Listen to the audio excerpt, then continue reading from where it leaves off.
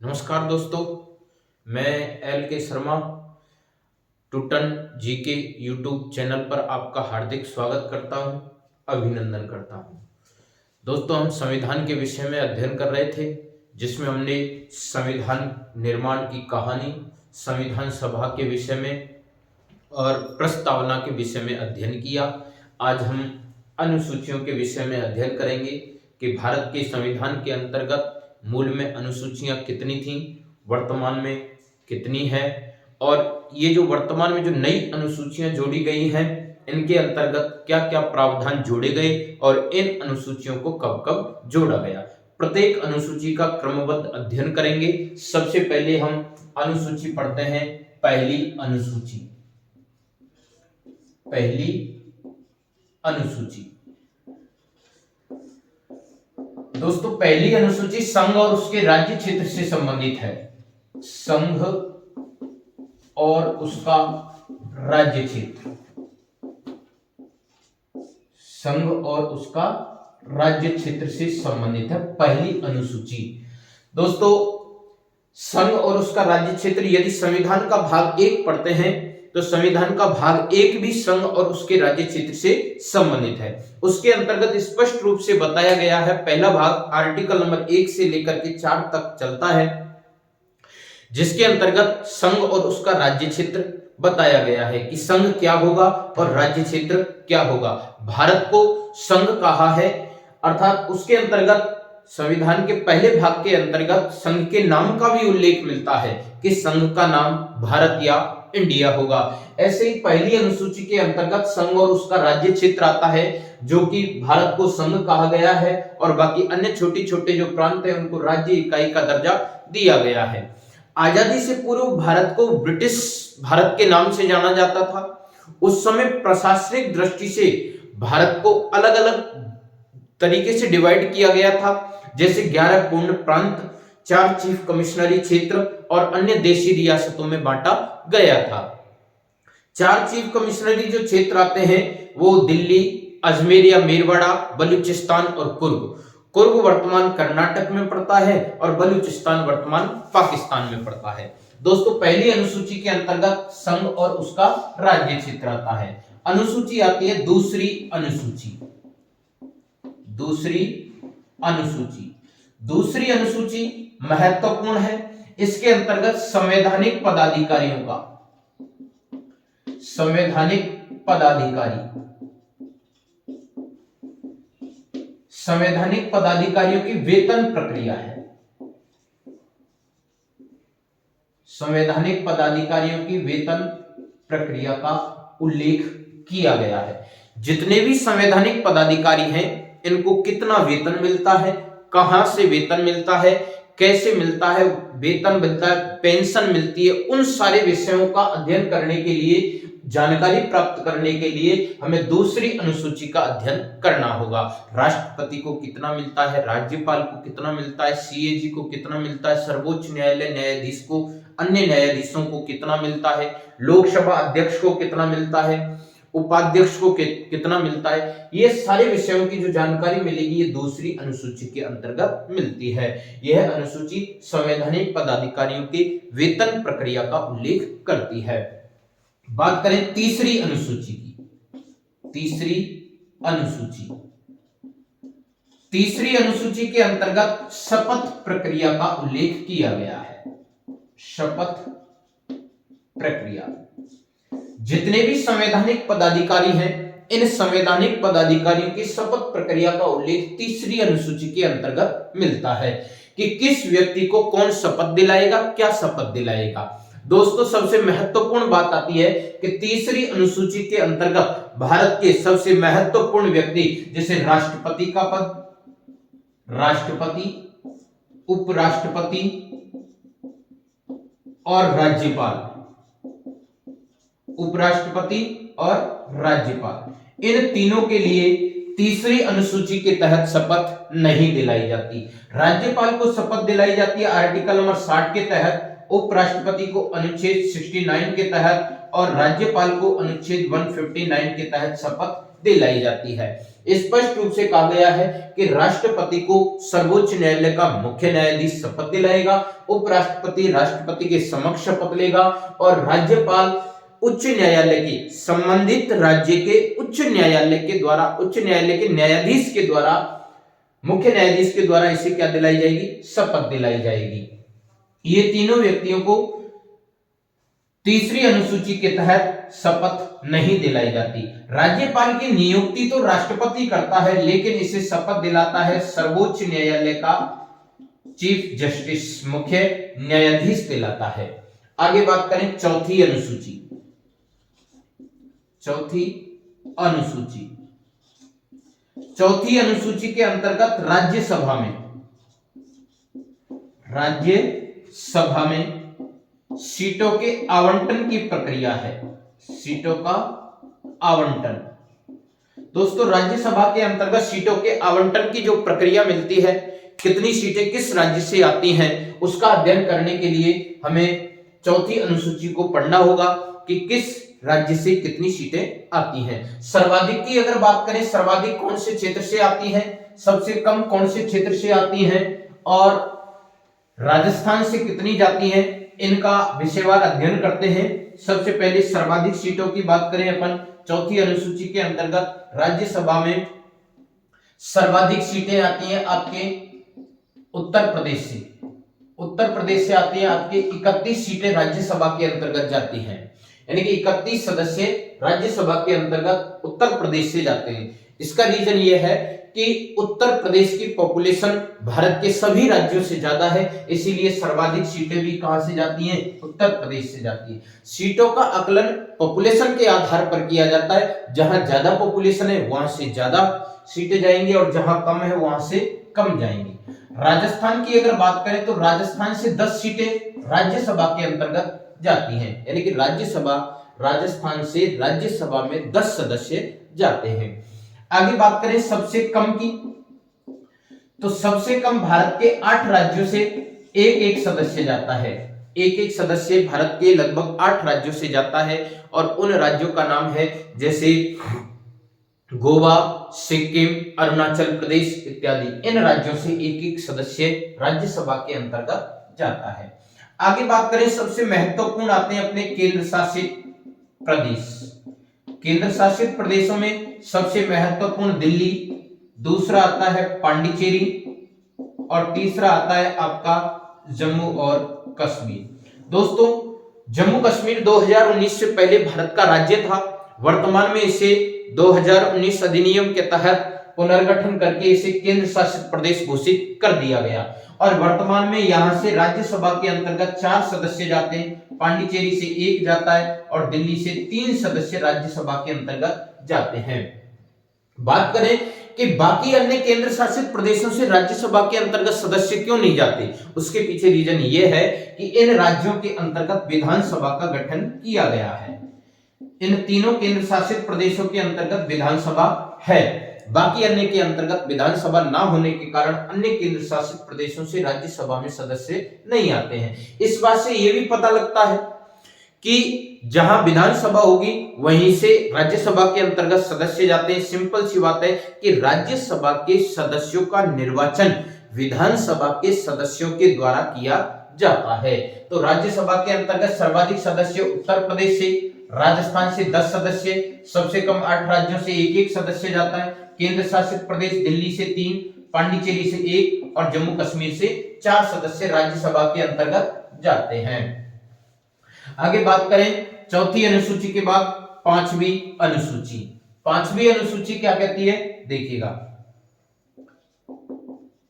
पांचवी अनुसूची कहती है कि जनजातीय क्षेत्रों का प्रशासन एवं प्रबंधन।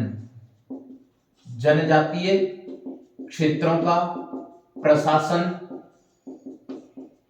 एवं प्रबंधन, प्रशासन एवं प्रबंधन पांचवी अनुसूची के अंतर्गत आता है। इसके अंतर्गत क्या है, इन क्षेत्रों के अंतर्गत राज्यपाल के पास में विशेष शक्ति होती है। इन राज्यों के विशेष उत्थान के लिए राज्यपाल विशेष शक्तियां अपने पास में रखता है और भारत के अंतर्गत इन क्षेत्रों को इस अनुसूची के अंतर्गत 10 राज्यों को सम्मिलित किया गया है। 10 राज्य इस अनुसूची के अंतर्गत सम्मिलित किए गए हैं। पहला राज्य आपका राजस्थानी आता है, दूसरा राज्य आता है आपका राजस्थान के बाद में मध्य प्रदेश आता है, राजस्थान के बाद में मध्य प्रदेश, तीसरे नंबर पर क्रम वाइज अध्ययन करें अपन तो तीसरे नंबर पर गुजरात, महाराष्ट्र, आंध्र प्रदेश, गुजरात, चौथा महाराष्ट्र, पांचवा आंध्र प्रदेश, छठवा तेलंगाना। पहला राजस्थान, मध्य प्रदेश, गुजरात, महाराष्ट्र, आंध्र प्रदेश, तेलंगाना, उड़ीसा, छत्तीसगढ़, झारखंड, उड़ीसा, छत्तीसगढ़,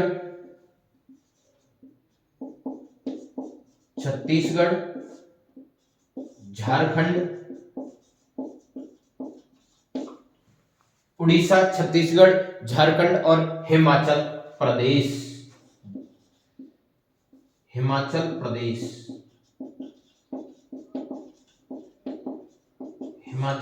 प्रदेश ये 10 राज्यों को 5वीं अनुसूची के अंतर्गत सम्मिलित किया गया है।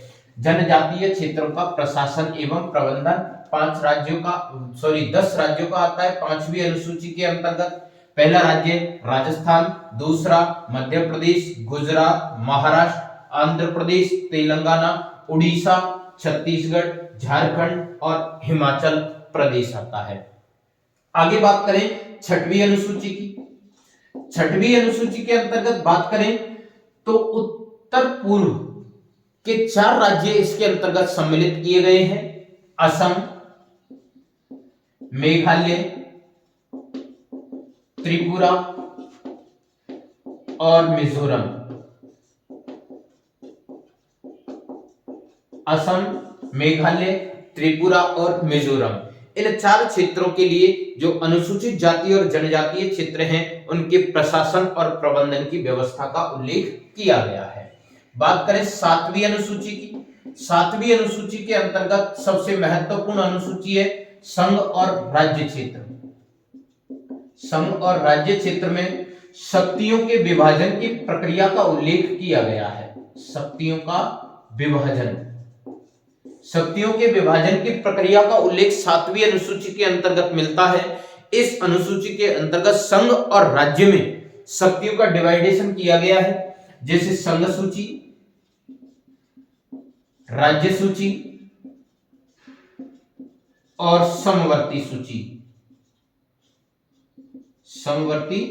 ये 3 प्रकार की सूचियां बनाई गई हैं। संघ सूची के अंतर्गत हम 2 तरीके से इनको पढ़ेंगे।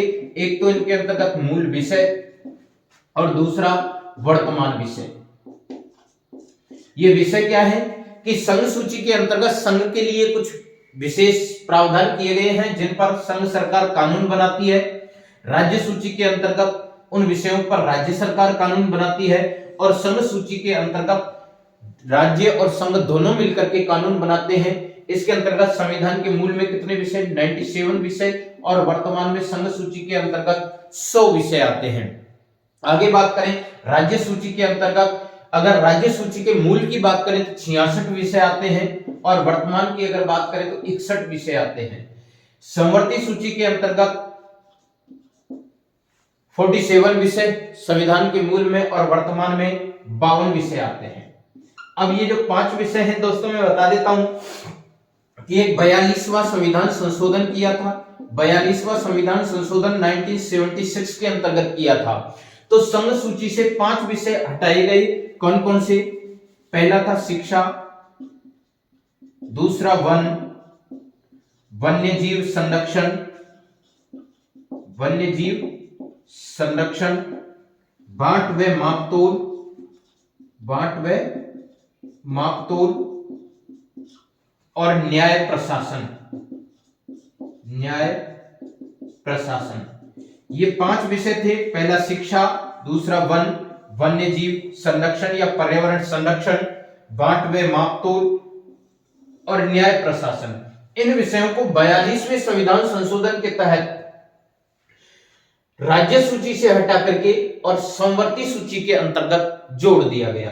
दोस्तों, राज्य सूची, संघ सूची और संवर्ती सूची, इन तीनों सूचियों के अलावा कुछ ऐसे विषय आते हैं जो इन तीनों ही अनुसूचियों के अंतर्गत, तीनों सूचियों के अंतर्गत सम्मिलित नहीं होते। ऐसे विषय अपशिष्ट विषय कहलाते हैं और भारत के अंतर्गत अपशिष्ट विषयों पर कानून बनाने की जो शक्ति है वो केंद्र सरकार के पास में होती है। अपशिष्ट विषयों में सबसे महत्वपूर्ण जैसे साइबर क्राइम आता है, ये अपशिष्ट विषयों की श्रेणी में आता है। इन अपशिष्ट विषयों पर कानून बनाने की शक्ति संघ सरकार को प्राप्त है। आगे बात करें 8वीं अनुसूची। 8वीं अनुसूची, 8वीं अनुसूची के अंतर्गत भाषाओं का उल्लेख किया गया है। संविधान के मूल के अंतर्गत 14 भाषाओं का उल्लेख किया गया था। अगर वर्तमान की बात करें तो वर्तमान में 22 भाषाओं का उल्लेख संविधान में मिलता है। अब हम क्रम से पढ़ेंगे कि 15वीं भाषा कौन सी जोड़ी गई, 16वीं कौन सी जोड़ी गई, 17वीं, 18वीं, 19, 20, 21 और 22वीं। ये जो वर्तमान में जो भाषाएं जोड़ी गई है, कौन कौन सी भाषाएं जोड़ी गई हैं और कब कब इनको जोड़ा गया। दूसरा, ये भी अध्ययन करेंगे कि भारत के संविधान के अंतर्गत 8वीं अनुसूची के अंतर्गत कौन सी भाषा का उल्लेख नहीं किया गया है। तो देखिएगा 15वीं भाषा की अगर बात करें तो 15वीं भाषा जोड़ी गई सिंधी। 15वीं भाषा सिंधी को जोड़ा गया और सिंधी भाषा को जोड़ा गया 21वां संविधान संशोधन 1967 के तहत। 21वां 1967 के तहत सिंधी भाषा को भारत के संविधान की अनुसूची 8वीं में जोड़ा गया। इसके बाद में आती है 16वीं, 17वीं और 18वीं भाषा। 16वीं, 17वीं और 18वीं भाषा का उल्लेख किया गया है।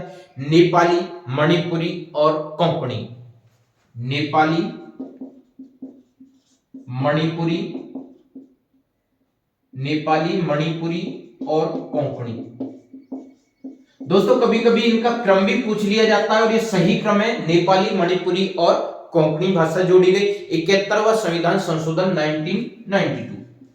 1992 के तहत 71वां संविधान संशोधन किया गया था 1992। इसके तहत नेपाली, मणिपुरी और कोंकणी भाषा को जोड़ा गया। दोस्तों, 19, 20, 21 और 22वीं भाषा जोड़ी गई। बोडो, संथाली, मैथिली और डोगरी। इनका सही क्रम है बोडो, डोगरी, मैथिली और संथाली। बोडो, डोगरी, मैथिली और संथाली, ये 4 भाषाएं जोड़ी गई और ये जोड़ी गई 92वां संविधान संशोधन 2003। 92वां संविधान संशोधन 2003 के अंतर्गत इन भाषाओं को जोड़ा गया।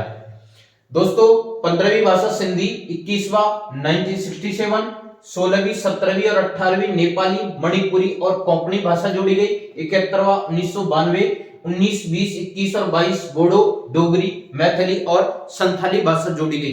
कभी कभी एग्जाम के अंतर्गत इनका क्रम भी पूछ लिया जाता है और इनका जो क्रम पूछा जाता है वो सही क्रम इनका यही है। पहला बोडो, डोगरी, मैथिली और संथाली, 16वीं, 17वीं, 18वीं का नेपाली, मणिपुरी और कोंकणी और 15वीं भाषा आपकी जोड़ी जाती है, सिंधी भाषा को जोड़ा जाता है। इसके बाद में दोस्तों 9वीं अनुसूची का अध्ययन करते हैं। 9वीं अनुसूची सबसे महत्वपूर्ण अनुसूची है और संविधान के बाद में जोड़ी गई व्यवस्था है। 9वीं अनुसूची संविधान का पहला संविधान संशोधन किया गया था। 9वीं अनुसूची, और 9वीं अनुसूची की बात करें, प्रथम संविधान संशोधन 1951 और 52 के तहत जोड़ा गया। इसके तहत भूमि सुधार कानून की प्रक्रिया का उल्लेख किया गया। भूमि सुधार कानून की प्रक्रिया का उल्लेख मिलता है अपने को। भूमि सुधार कानून 9वीं अनुसूची प्रथम संविधान संशोधन 1951-52 के तहत जोड़ा गया और इसके तहत भूमि सुधार कानून की प्रक्रिया का उल्लेख मिलता है। 10वीं अनुसूची की अगर बात करें, 10वीं अनुसूची, 10वीं अनुसूची के अंतर्गत सबसे महत्वपूर्ण बात आती है कि यह अनुसूची 52वां संविधान संशोधन के तहत तो जोड़ी गई 1985 के अंतर्गत, 1985 के अंतर्गत जोड़ी गई और इसके अंतर्गत दल बदल विरोधी कानून बनाया गया। दल बदल विरोधी कानून। दोस्तों दल बदल विरोधी कानून क्या है? दोस्तों लोकसभा और विधानसभा के चुनाव होते हैं। लोकसभा और विधानसभा के जो चुनाव होते हैं उनके अंतर्गत जो राजनीतिक दल या जो कैंडिडेट चुनाव लड़ते हैं वो कैंडिडेट क्या करते हैं, कभी किसी पार्टी से चुनाव लड़ते हैं और जीतते हैं और उसके बाद में अपना दल परिवर्तन कर लेते हैं, तो वो दल बदल कहलाता है। इसके अंतर्गत भी सिस्टम है कि अगर कोई व्यक्ति दल बदल करता है, उसके 1/3 सदस्य यदि दल बदल करते हैं तो वो दल बदल नहीं कहलाएगा, वो दल विलय कहलाएगा। इसके लिए अगर आर्टिकलों की बात करें कि कौन से आर्टिकलों के अंतर्गत इसका उल्लेख किया गया है, संसद की अगर बात करें और एक राज्य विधानमंडल की बात करें, राज्य विधानसभा की बात करें, संसद की अगर बात करें तो संसद के विषय में इसका उल्लेख मिलता है आर्टिकल नंबर 102 के अंतर्गत, और राज्य विधानसभा की अगर बात करें तो इसका उल्लेख मिलता है 192 के अंतर्गत, अनुच्छेद 192 के अंतर्गत इसका उल्लेख मिलता है कि राज्य विधानसभा के अंतर्गत यदि कोई व्यक्ति दल बदल करेगा तो उसके लिए क्या सजा का प्रावधान होगा, क्या नहीं होगा, इन सारे विषयों का जो उल्लेख मिलता है संसद के विषय में अनुच्छेद 102 में और राज्य विधानसभा के विषय में आर्टिकल नंबर 192 के अंतर्गत उल्लेख मिलता है। आगे बात करें 11वीं अनुसूची, सबसे महत्वपूर्ण अनुसूची आती है 11वीं अनुसूची। 73वां संविधान संशोधन के तहत जोड़ी जाने वाली व्यवस्था है। क्या जोड़ा गया है इसके अंतर्गत देखिएगा, 11वीं अनुसूची 73वां संविधान संशोधन, 73वां संविधान संशोधन 73वां संविधान संशोधन किया गया था आपका 1992-93 के अंतर्गत, 1992 के अंतर्गत। इस संविधान संशोधन के तहत पंचायती राज व्यवस्थाओं को जोड़ा गया। पंचायती राज व्यवस्था, बात करें पंचायती राज व्यवस्था के 29 विषयों को जोड़ा गया। 24 अप्रैल 1993 को ये लागू कर दी गई, यानी कि 24 अप्रैल को प्रतिवर्ष पंचायती राज दिवस भी मनाया जाता है और 24 अप्रैल 1993 को इस व्यवस्था को लागू किया गया। पंचायती राज व्यवस्था के 29 विषयों का उल्लेख इसके अंतर्गत मिलता है। 73वां संविधान संशोधन के तहत यह प्रक्रिया जोड़ी गई कि पंचायती राज व्यवस्थाओं के क्या क्या विषय होंगे, इन विषयों को इसके अंतर्गत जोड़ा गया है। दोस्तों बात करें कि पंचायती राज का भारत के संविधान के मूल में कहां उल्लेख मिलता है, वो मिलता है पंचायती राज का उल्लेख मिलता है आपके अनुच्छेद 40 के अंतर्गत, जो कि राज्य के नीति निर्देशक तत्वों में मिलता है कि राज्य, इसके अंतर्गत बताया गया है कि राज्य अपने यहाँ पंचायती राज का या ग्राम पंचायतों का गठन कर सकते हैं। इस बात का उल्लेख यहाँ मिलता है। आगे बात करें, अंतिम अनुसूची आती है आपकी 12वीं अनुसूची, और 12वीं अनुसूची की बात करें, 12वीं अनुसूची की बात करें तो इसके अंतर्गत नगरीय स्वशासन की व्यवस्था का उल्लेख किया गया है। नगरीय स्वशासन की व्यवस्था ये जोड़ी गई, आपका 74वां संविधान संशोधन किया गया और 74वां संविधान संशोधन 1992 और 1993। बात करें 1992-93 की, 1 जून 1993 को यह लागू होता है, 1 जून 1993 को लागू होता है और किया गया था 1992 के अंतर्गत। इसके अंतर्गत नगर पालिका, नगर निगम, नगर परिषद अर्थात नगरीय स्वशासन की बात आती है 12वीं अनुसूची के अंतर्गत, और इसके लिए 18 विषय प्रदान किए गए हैं। अर्थात ये नगरीय स्वशासन अपने 18 विषयों के अंतर्गत अपना कार्य कर सकती है। ग्राम पंचायतें अपने 29 विषयों पर कार्य कर सकती हैं। ये लगभग 22 विषयों पर वर्तमान में कार्यरत मानी जाती हैं ग्राम पंचायतें।